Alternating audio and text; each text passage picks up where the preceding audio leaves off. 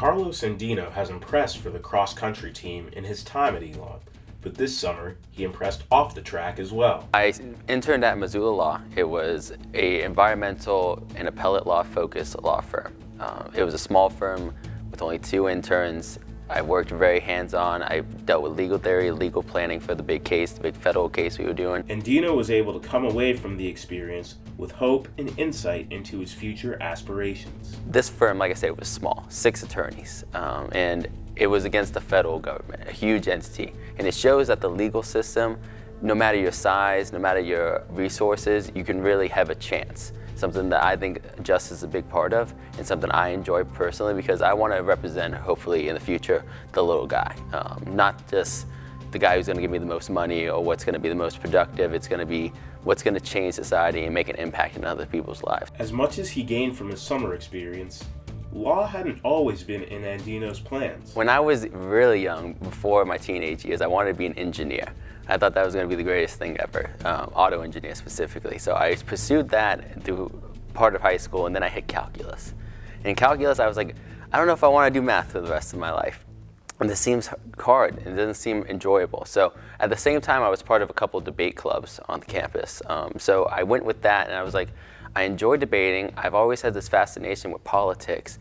What can I use to combine those two together? And then I started researching the law, and by the time I made it to college, I was really fascinated with appellate law. Now, with his sights set on law school, Andino looks to tie his cross-country experience into his career path. The first thing everyone always says about law school is it's a marathon. It's 3 years. The first year especially is just a lot of legal, changing the way you think. They say you have to start thinking like a lawyer. And with that comes persistence, understanding that it's not always going to be easy. It's not going to always be going the way you want it to go. And that's something through 8 years of cross-country, I've began to understand. It's that not every race is going to be great. Not every workout I'm going to feel like $1 million, and not every day I'm going to win. Because at the end of the day, I compete in cross-country, and when I go to law school and when I become a lawyer, hopefully one day, I'm going to have to compete. So it's understanding through the hard times and through the good ones, I have to step up to the challenge, be able to do whatever is necessary, and try to make myself and hopefully whoever I'm helping better. Going into his final year of cross-country, Andino is looking to leave his mark on the program. So the number one thing is I'm coming in as the oldest person on the team in a leadership position, so the team matters so much to me. And so far this year, this team has performed incredibly.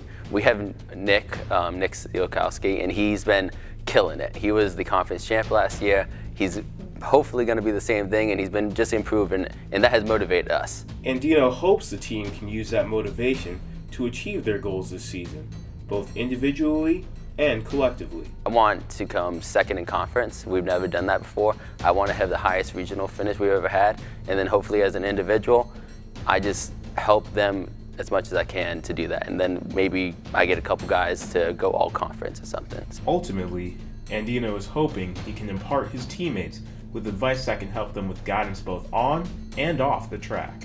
Thing I would suggest, and hopefully I leave my impression on the guys, is that you don't have to do everything alone.